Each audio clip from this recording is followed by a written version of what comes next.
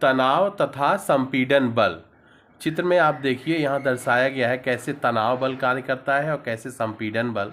जैसे हम रस्सी को लटकाते हैं या रस्सी में कुछ बांध के लटकाते हैं तो वो फिर रस्सी में तनाव बल कार्य करता है। उसकी रस्सी सीधे एकदम स्ट्रेट टाइट रहती है। या फिर आपने पेंडुलम में देखा होगा या सरल लोलक के प्रयोग में देखा होगा कि जब गोलक को रस्सी से लटकाते हैं तो फिर वो स्ट्रेट रहती है रस्सी, उसमें तनाव बल कार्य करता है। तनाव बल किसी वस्तु या पिंड पर लगे ऐसे बल जिसके कारण उसके कणों को परस्पर दूर हटाने का प्रयास किया जाए उसे तनन बल या खिंचाव बल कहते हैं।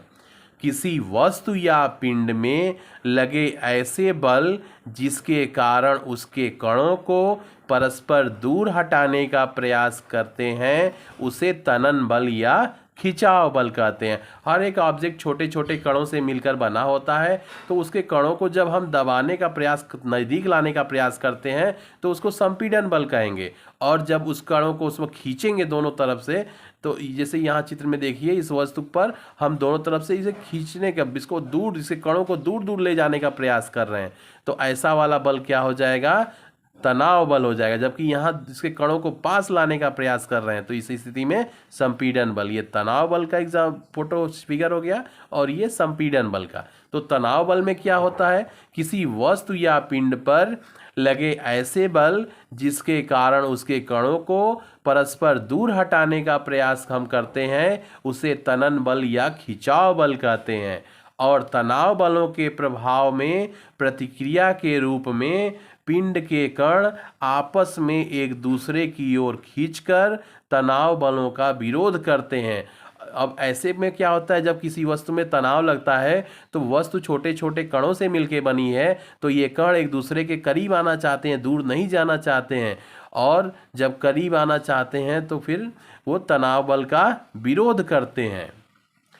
नहीं तो अगर ये कण एक दूसरे के करीब नहीं आ पाएंगे तो फिर क्या होगा? किसी वस्तु पर इतना तनाव लग जाएगा तो वो वस्तु टूट सकती है। ठीक है, तो तनाव बलों के प्रभाव में प्रतिक्रिया स्वरूप क्या होता है? पिंड के कण आपस में एक दूसरे की ओर खींचकर तनाव बलों का विरोध करते हैं। इसे, ऐसी स्थिति को क्या कहेंगे? ऐसी स्थिति को तनाव, कणों की ऐसी स्थिति को तनाव कहते हैं। ठीक है, और जब किसी वस्तु में हम कोई भी भार लटकाते हैं तो वस्तु क्या होती है? उसमें तनाव होता है। ठीक है, उसके कण उसका विरोध करते हैं उस तनाव का।